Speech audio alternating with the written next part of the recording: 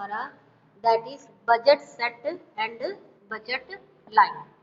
Budget set क्या होता है और बजट लाइन क्या होती है, दो चीजें हैं। तो सबसे पहले समझिए बजट सेट क्या है और बजट लाइन क्या होती है। दो चीजें हैं हमारे पास करने के लिए, बजट सेट और बजट लाइन। बजट सेट क्या है, जो अफोर्डेबल कॉम्बिनेशन को शो करती है, दैट इज बजट सेट। और जो डिफरेंट कॉम्बिनेशन को शो करती है, that is budget line. Budget set और बजट लाइन दो चीजें हैं। जो अफोर्डेबल कॉम्बिनेशन को शो करे वो बजट सेट, और जो डिफरेंट कॉम्बिनेशन को शो करती है वो होती है हमारी बजट लाइन। ठीक है। बजट सेट और बजट लाइन की एक इक्वेशन होती है, P1 into x1 plus P2 into x2 equal to y।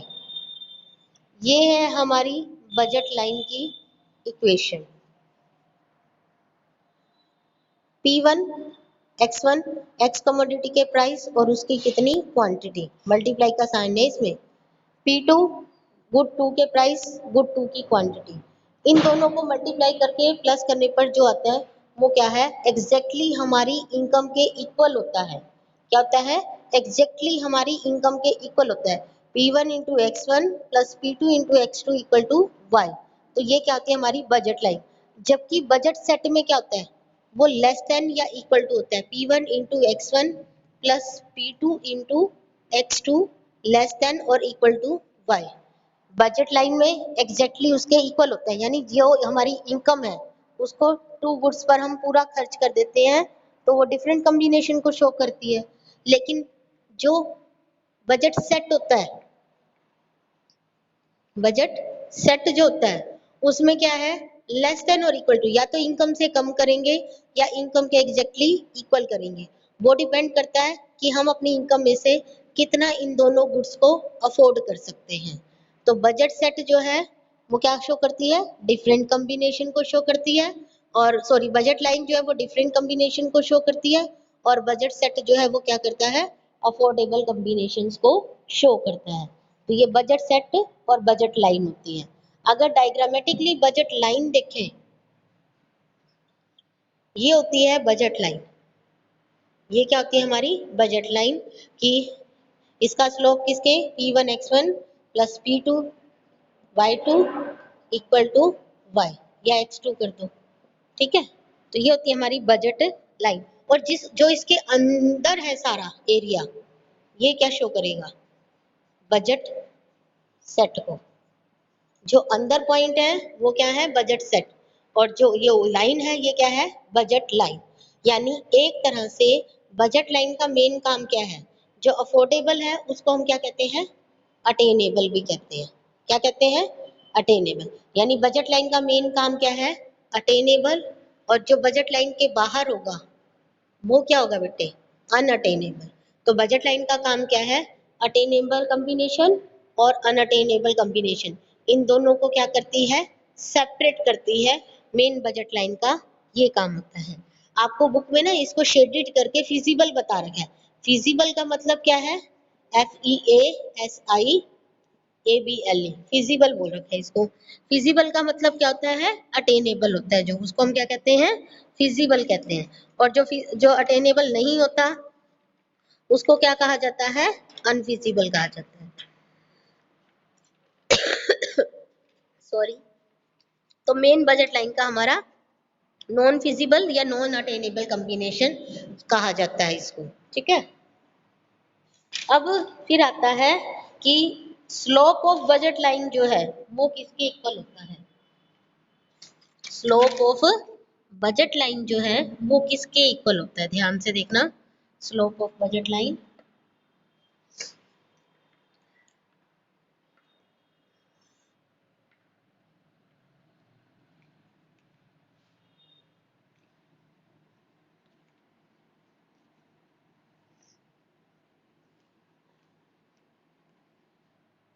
जो स्लोप ऑफ बजट लाइन है किसके इक्वल है, Px अपॉन Py। दोनों गुड्स के प्राइसेस की जो रेशियो होती है वो क्या होता है, स्लोप ऑफ बजट लाइन होता है। फिर आता है बजट लाइन की शिफ्टिंग, कि बजट लाइन हमारी शिफ्ट होती है, बिल्कुल होती है। सबसे पहले इसको बजट लाइन या इसको हम प्राइस लाइन भी कहते हैं। क्या कहते हैं? प्राइस लाइन और बजट लाइन कहते हैं। ये शिफ्ट कब होती है? सबसे पहले इसकी डेफिनेशन समझते हैं, ये होती क्या है प्राइस लाइन। प्राइस लाइन और budget line is a line which show different combination of two goods that a consumer can purchase with the help of given income and price. Given income और price पर जो दो goods purchase करता है consumer, उसको हम क्या कहते हैं? बजट लाइन कहते हैं। ये शिफ्ट कब होती है? दो चीजें इसकी डेफिनेशन में हमने पढ़ी, गिवन प्राइसेस और गिवन इनकम। अगर इनकम और प्राइस ये दोनों ही चेंज हो जाते हैं तो हमारी बजट लाइन भी क्या हो जाएगी? शिफ्ट हो जाएगी। इनकम और प्राइस इन दोनों के चेंज होने पर हमारी बजट लाइन जो है वो क्या हो जाती है? शिफ्ट हो जाती है। कैसे शिफ्ट होती है? ध्यान से देखना। ये है हमारी बजट लाइन। अगर कंज्यूमर की इनकम बढ़ जाती है, वो दोनों गुड्स ज्यादा खरीद पाएगा, तो क्या होगी? Right word shift. और अगर इनकम कम हो जाती है तो वो दोनों गुड्स कम खरीद पाएगा, लेफ्ट वर्ड शिफ्ट हो जाएगी। ठीक है, तो ये तो है शिफ्टिंग का कि कब शिफ्ट होती है। मान लो ये ए बी है, ये सी डी होगी और ये ई एफ होगी। इंक्रीज होगी तो राइट वर्ड शिफ्ट, डिक्रीज होगी तो लेफ्ट वर्ड शिफ्ट। ये तो था इनकम के चेंज होने पर। दूसरा कौन सा केस बनता है? प्राइसेस के चेंज होने पर। अब प्राइसेस के चेंज होने पर कैसे होगी भाई? अगर एक गुड के प्राइसेस कम होते हैं, दूसरे के सेम रहते हैं, ये है y, ये है x।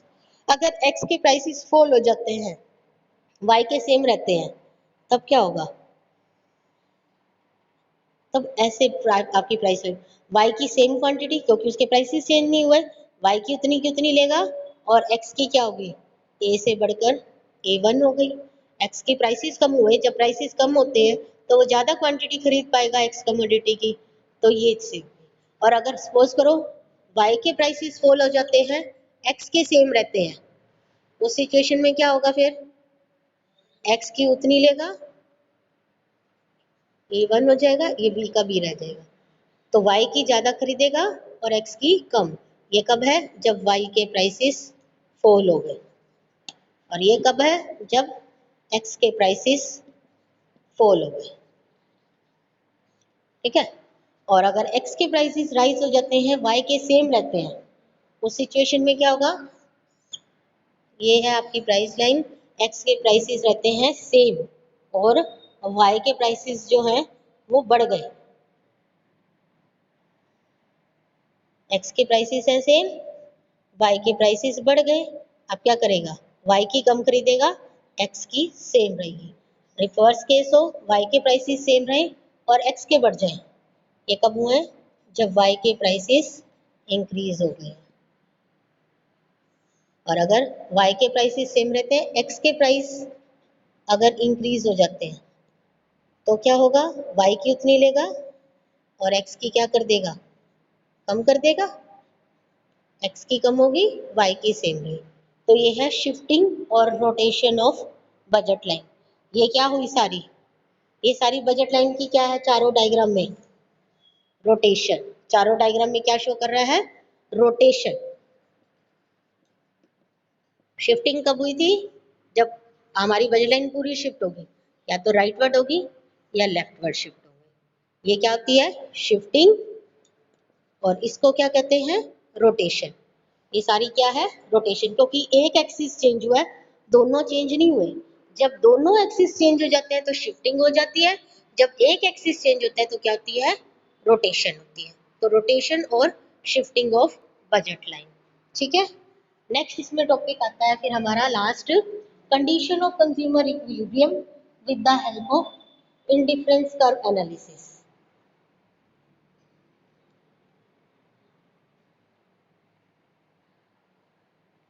क्या कंडीशंस हैं कंज्यूमर के इक्विलिब्रियम की? ध्यान से समझना कंडीशंस क्या क्या है।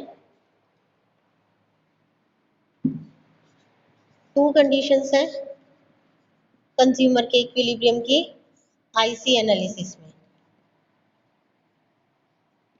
क्या है, पहली कंडीशन है आईसी मस्ट बी टेंजेंट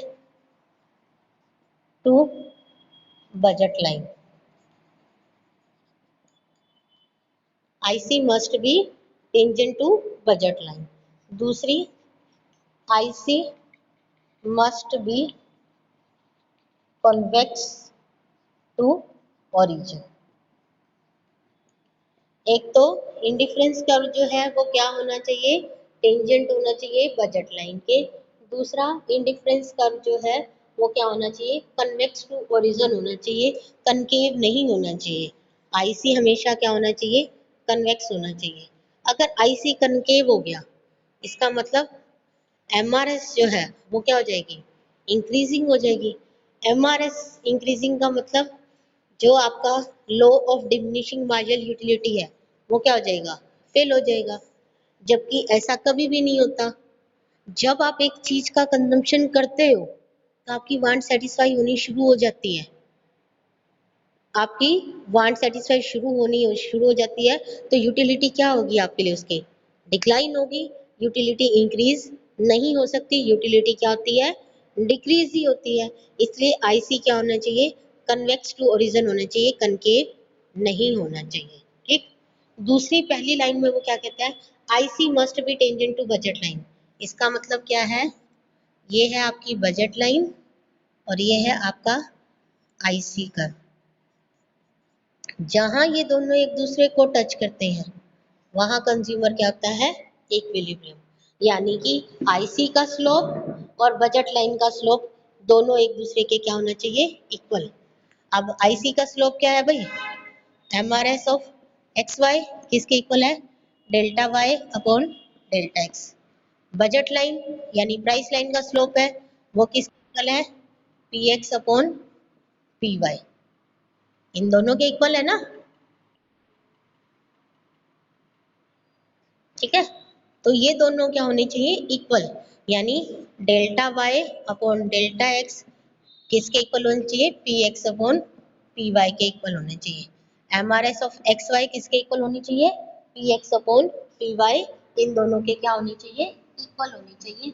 ये दो कंडीशन है, जहां ये दो कंडीशन सेटिस्फाई होंगी वहां पर कंज्यूमर क्या होगा, इक्विलिब्रियम में होगा। इसी डायग्राम को, जो फर्स्ट कंडीशन है उसको अब अच्छी तरह से एक्सप्लेन कर रही हूँ, क्योंकि इसमें से ही आपके 6 मार्क्स का एक क्वेश्चन जो है वो तैयार हो जाता है कई बार।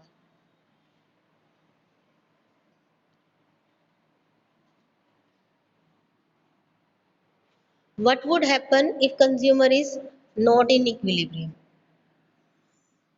ये बजट लाइन और ये आईसी कर्व। ठीक, यहाँ पर ये दोनों टच कर रहे हैं तो ये हो गया इक्विलिब्रियम। अगर इससे ऊपर कहीं पॉइंट पर है तो M R S of X Y greater than है P X upon P Y से। ये एम आर एस है आईसी और ये P X upon P Y. ये ऊपर है ये नीचे है तो एम आर एस ज़्यादा है P X upon P Y.